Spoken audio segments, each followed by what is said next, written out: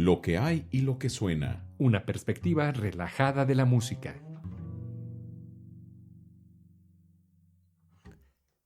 ¿Qué tal, amigos de Lo que hay y lo que suena?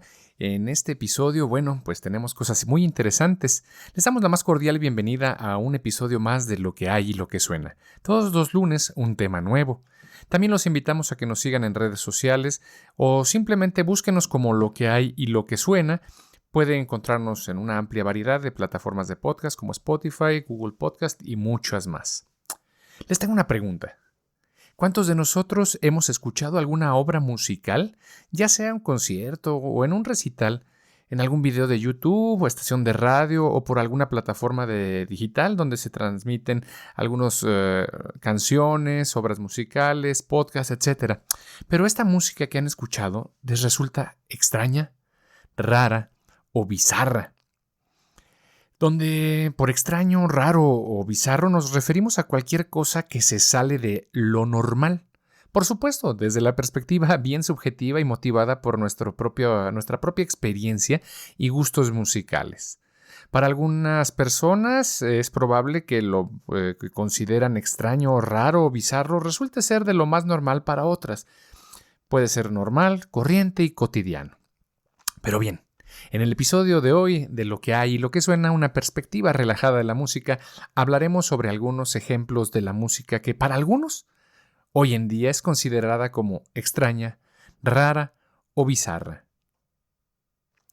En lo personal he escuchado mucha música, pero aún no lo suficiente, y con el auge de las tecnologías y medios de difusión masivos, así como los programas especializados tanto en radio como televisión, internet, en lo que respecta a música, es posible que cada día podamos encontrar, sin mucho esfuerzo, casi cualquier cosa. La música no se escapa de ello, de tal manera que podemos pasarnos la vida entera y nunca acabar de escuchar lo que hay y lo que suena literalmente.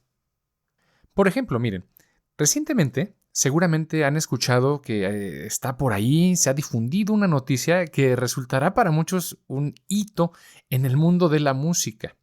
Sí, ¿de qué estamos hablando? Bueno, estamos hablando de una noticia que lleva más o menos una semana de haber sido lanzada y además era esperada.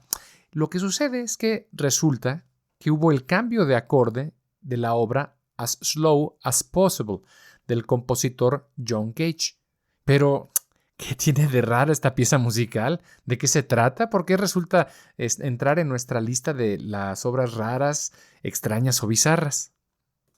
Bueno, pues As Slow as Possible, o como tan lento como sea posible, es una pieza musical compuesta por John Cage y se trata de la interpretación musical más lenta y de mayor duración jamás efectuada. Se escribió en 1987 para órgano, adaptada originalmente de la obra anterior As Slow as Possible del año 1985 a sugerencia del organista Gerd Sager. Una interpretación habitual de la pieza para piano dura entre 20 y 70 minutos. En 1985, John Cage optó por omitir el detalle de exactamente lo lento que la pieza debería tocarse.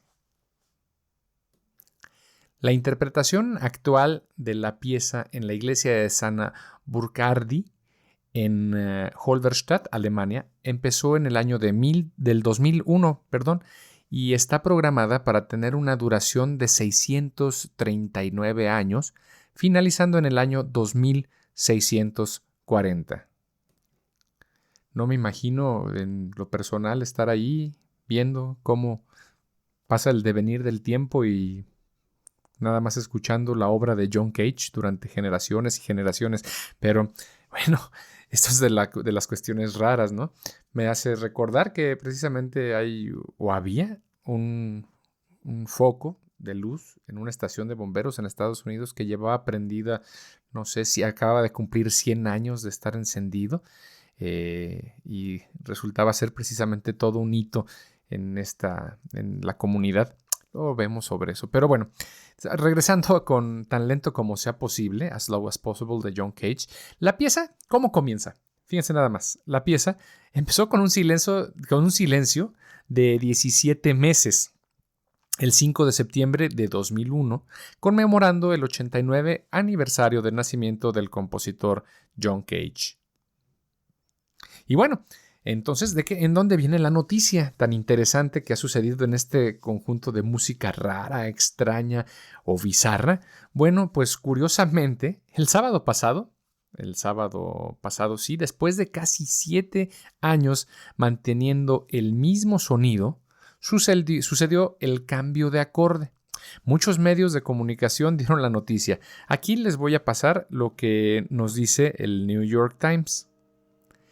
El sábado, una pequeña multitud de entusiastas de la música con máscaras se reunió en la iglesia de San Burkhardi, en la ciudad de Halberstadt, a unas 120 millas al sureste de Berlín. La ocasión supuso el primer cambio de sonido en casi 7 años en el concierto más lento del mundo.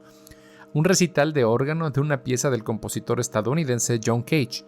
Fue el 14º cambio de acorde desde que comenzó el concierto el 5 de septiembre del año 2001, en lo que habría sido el 89 cumpleaños de Cage. John Cage murió a los 79 años en el año de 1992.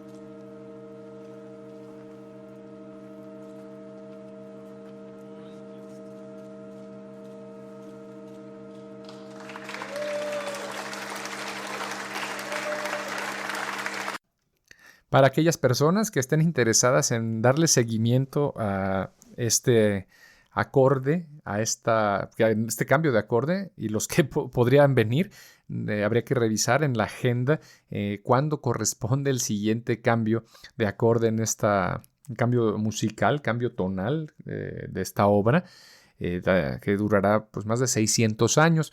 Hay una página, en la página de As Low As Possible, usted puede encontrar mucha información sobre esta obra, que por cierto pues, es bastante rara y bizarra para algunos, ¿no? Por otros es bastante interesante a quién se le habría ocurrido hacer una obra que pueda interpretarse tan lento como sea posible, donde esto quede tan subjetivamente anclado a la interpretación y visión de pues a quien se le ocurra, ¿no? Porque bien podría pasar esta interpretación de 600 y tantos años y de pronto a alguien se le ocurra que tan lento como sea posible, pues podrá ser 2000 años. O alguien que tenga que ver y decir, bueno, de aquí hasta que se acabe la humanidad, o tan lento como sea posible, como 2000 años. Sin embargo, parece que pues es lo que hay, lo que suena, ¿no? Las consideraciones o criterios utilizados para definir qué tan lento es lento tiene que ver con muchos otros factores, no nada más un criterio arbitrario. Pero bueno, esto ya se lo deja a criterio de las personas que se dedican a este arte, ¿no? Pero bueno, también regresando con el mismo John Cage dentro de la música extraña, rara y bizarra, pues hay una obra muy famosa de este mismo compositor. Por supuesto, usted que es melómano, seguramente estará ya presuponiendo a qué nos estamos refiriendo. Pues nos estamos refiriendo a su famosa 433, compuesta en el año de 1952 por el mismo John Cage. La pieza puede ser interpretada, esta obra, ¿de qué se trata? Bueno, pues de entrada es una pieza que puede ser interpretada por cualquier instrumento o conjunto de instrumentos. En la partitura, con una única palabra, tachet, que significa el intérprete debe de guardar silencio y no tocar su instrumento durante 4 minutos y 33 segundos. Aunque comúnmente se considera que se trata de 4 minutos y 33 segundos de silencios, algunos teóricos de las vanguardias musicales, lo que eso también signifique, consideran que el material sonoro de la obra lo componen, nada más ni nada menos, los ruidos que escucha el espectador durante ese tiempo. Con el paso de los años, 433 se ha convertido en la obra más famosa y controvertida de John Cage. Y bueno, claro que lo es, ya me imagino. Pero bueno, imagínense, precisamente ir a un concierto donde ahí sentadito, viendo a toda la orquesta de más de 100 personas, porque pues cualquier instrumento, cualquier ensamble o cualquier conjunto puede interpretarlo. Pongámosle una orquesta sinfónica grande de más de 100 personas. Es más, hasta coros si ustedes quieren, y 2 órganos y 3 pianos, lo que ustedes quieran. Pongan una gran orquesta. Todos atentos a las indicaciones del director. Pasa 1, pasan 2, pasan 3, pasan 4 minutos y pues lo único que podemos ver es la cara de asombro de más de alguno de los asistentes en el público. Aquel pretendiente que quería quedar bien con su prospecto a novia, el pobrecito que, todo emocionado, compró sus boletitos para impresionar a la susodicha, pues le garantizaron que aquel magno concierto, discípulos del mismísimo John Cage interpretarían una de las obras musicales más controvertidas de la historia. Imagine usted, amigo, que nos sigue en Lo que hay y lo que suena, que pues para algunos, y no pocos, esto sería la escena, y más la cara de sorpresa después de que justo 4 minutos y 33 segundos, los más versados entre el público rompen el silencio con una tormenta de aplausos. La otra parte de la historia se los dejo a consideración. Le pasó al amigo de un amigo. Bueno, siendo sincero, me pasó a mí y no soy precisamente un versado en estos menesteres. Entonces, bueno, pues se aprende, ¿verdad?, de ir a visitar y conocer estos eventos. En lo personal, solo creo que es una curiosidad esta obra 433, al igual que la cuestión de Tan lento como sea posible de John Cage. Sí es una curiosidad, un experimento, una propuesta interesante. Sin embargo, habrá quienes difieran y vean en este tipo de obras artísticas o representaciones artísticas un mensaje más profundo que se escapa a la visión pues del ciudadano de a pie, del melómano novato, del que gusta solamente escuchar la música por el placer de escucharlo, pero es bien válido también. Con respecto a este tipo de propuestas extrañas, raras o bizarras, hoy en día hay muchas de este estilo, motivadas por una extrema intelectualización de las bellas artes. Pero ¿qué tan genuino resulta esto? A pesar de que es lo que hay y lo que suena el día a día, pues ¿cuál es su aporte? ¿Quién sabe? Solo el tiempo lo dirá. La prueba del añejo, como lo dicen algunos, será la que se encargue de extraer, socializar y mantener en el día a día y en su permanencia en el mundo de las artes cuál es su valía y cuál es su aporte.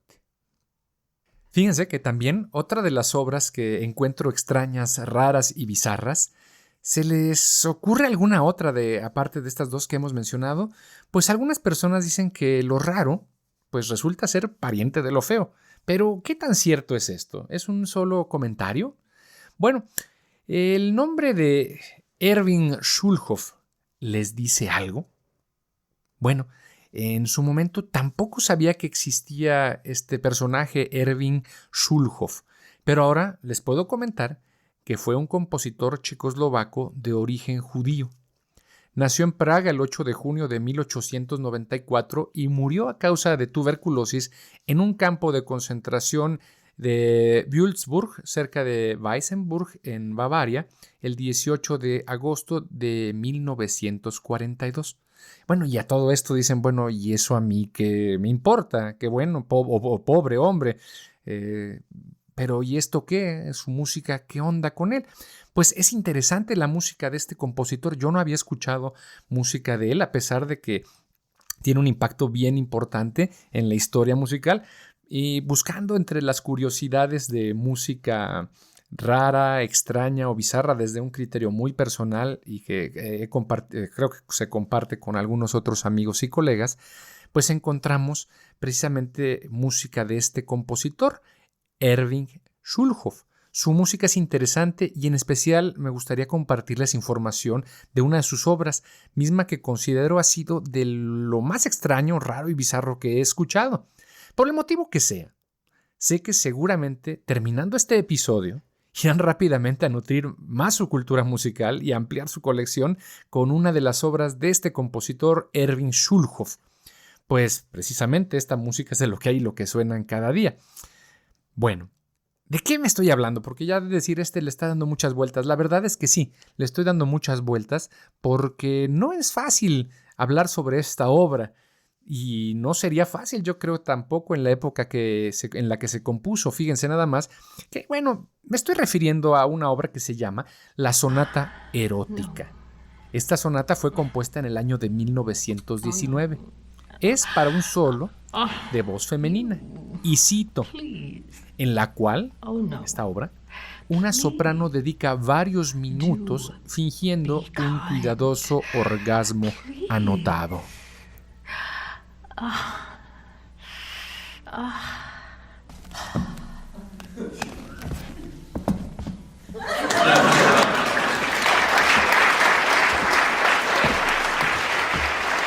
Esta obra, bueno, pues se preguntarán, bueno, ¿y este tipo qué le pasa? ¿Es horario familiar? Pues sí, pero es lo que hay, lo que suena. Lo pueden encontrar, es parte de la bolsa de obras que nos ofrece la diversidad musical. Pero, nuevamente, esta obra dura aproximadamente, diablos, puede durar lo que la intérprete quiera y decida. Ella decide el ritmo que quiere imponer a lo que está escrito en la partitura. Sí, amigo, sí, amiga, escuchó usted muy bien. Cuando nos referimos a que en la partitura el orgasmo está anotado, significa que en la partitura está escrito. Las versiones que he escuchado, y hay muchas versiones en YouTube, los puede encontrar, pues duran entre 4 y 7 minutos los performances y con diferentes tipos de escenario. Los puede usted encontrar, por supuesto. Esto tendrá, si usted decide ver estos videos, no tienen ninguna, no son pues grotescos, es a lo que voy. El criterio y la consideración de cada uno de ustedes, amable auditorio que nos sigue, tomará la información de la mejor manera con respecto a la obra Sonata Erótica de Erwin Schulhoff y podrá explorar unos cuantos videos y grabaciones que, a pesar de escucharse esto como algo así vulgar, grotesco, fuera de lo común, bizarro, extraño, en definitiva no lo es tanto, y las representaciones, como lo había mencionado, y las que he explorado, resultan cuidadosamente realizadas. Cada interpretación resulta única y, bueno, se entiende que resulte única dada la naturaleza de la obra. En muchos lugares, en especial en Europa Central y Europa del Norte, ha habido una corriente muy importante de música postmoderna y con música conceptual, en la cual pues desde mi punto de vista muy personal y tal vez muy limitado, me cuesta trabajo entender lo que utilizan y cómo hacen música, o lo que ellos llamen música con los instrumentos. ¿Qué significa esto? He visto performance en Suiza, por ejemplo, donde utilizan los instrumentos musicales, digamos un clarinete, para jugar como si estuvieran luchando con espadas. Y tienen un guión preestablecido. Esto no es broma, lo he visto. No recuerdo los nombres de las obras porque realmente no son memorables o en su momento no lo fueron.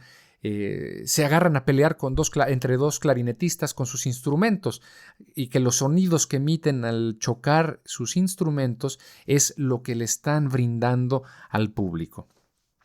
También he visto muchos performances, y también en la ciudad de Morelia, por supuesto, ha habido una corriente y sigue habiéndola de música contemporánea, donde se rescata muchísima música muy interesante, pero también mucha música que desde mi perspectiva pues es solamente una curiosidad, un juego, y para muchos, creo yo, y me han expresado esto, resulta ser una broma o una falta de respeto al público, dado que resulta que su performance o su forma de conceptualizar la música, más allá de proponer algo, en lo que esto sea en un contexto abstracto o un contexto moderno, pues resulta simple y sencillamente burlarse para muchos de la inteligencia de las personas.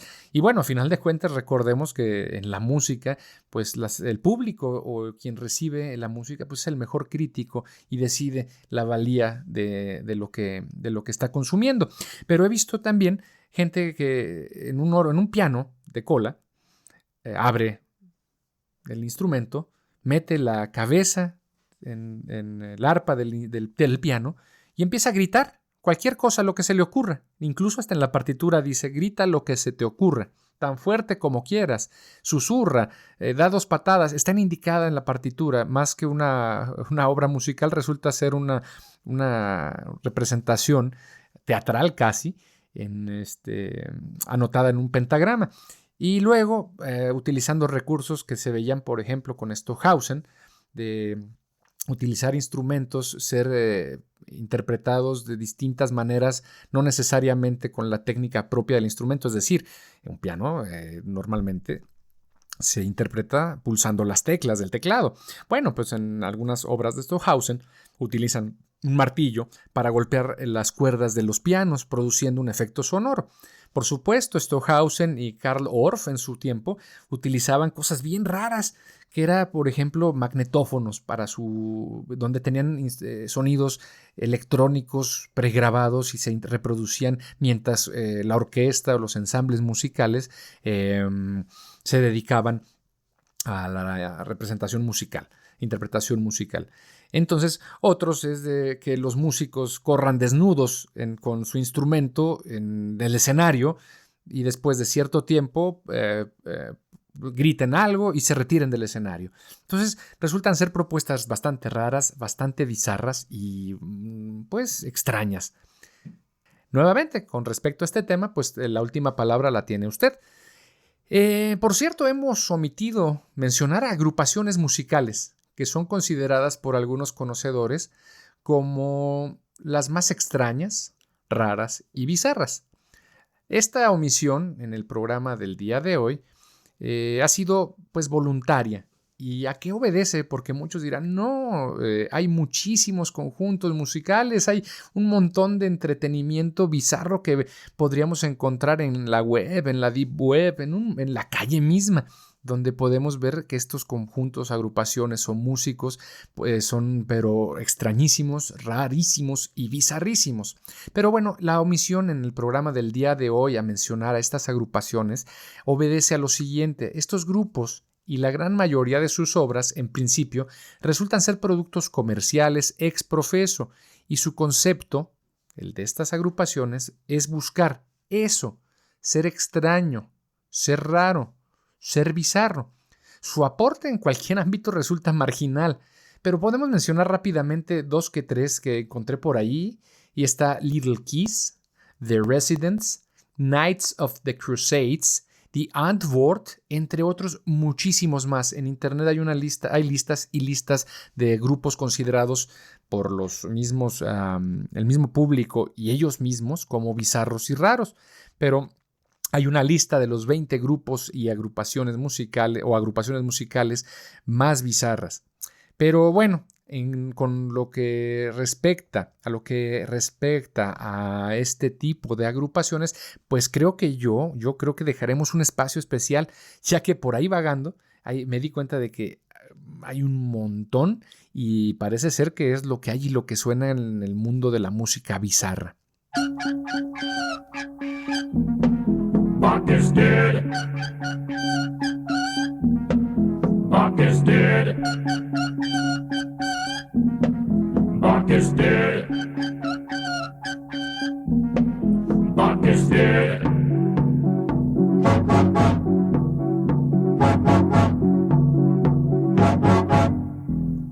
Y bueno, finalmente, hay muchísima música extraña, rara y bizarra, pero es difícil poder ejemplificar toda ella. Nuestro marco de referencia en lo que hay y lo que suena es precisamente lo que está circulando en salas de concierto y recitales con sus programas habituales y obras puestas que se salen de lo convencional en este tipo de eventos. Es decir, que lo que habíamos mencionado en esa anécdota del muchacho que quiere quedar bien y le dijeron, si tú quieres quedar bien, lleva a tu novia a este evento donde van a tocar las 4 estaciones de Vivaldi, si usted quiere, y en la segunda parte del concierto va a haber una obra súper controvertida que nadie toca en el mundo desde hace mucho. y uno pues va creyendo que va a obtener un cierto producto y resulta ser un experimento musical que, lejos de impresionar, pues decepciona para algunos que no sabemos realmente a lo que nos vamos a enfrentar. Entonces, esta consideración de música extraña, rara y bizarra es en ese estilo, en el estilo donde las salas de concierto, los recitales convencionales ponen música que eventualmente resulta ser no en concordancia con lo que se está acostumbrado, entrecomillado, por supuesto, a escuchar, lo que no es convencional. Por supuesto, hay y habrá críticas al respecto, y pues los más profundos teóricos de la música y corrientes posmodernas y de vanguardias así sumamente revolucionarias tendrán su postura al respecto.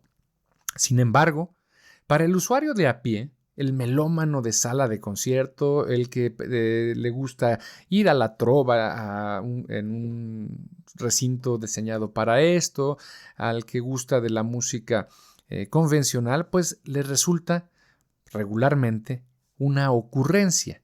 Y para el melómano tradicional, tolerante, por supuesto, resulta una curiosidad más.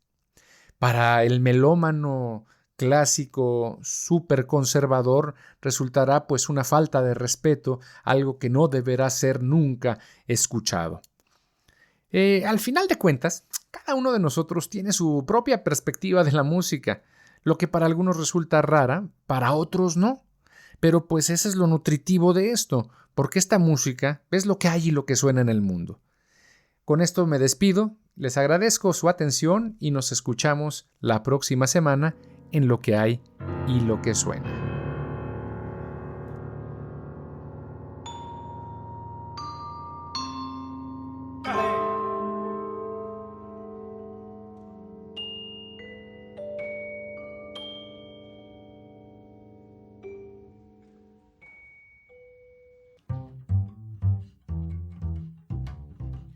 Lo que hay y lo que suena. Una perspectiva relajada de la música.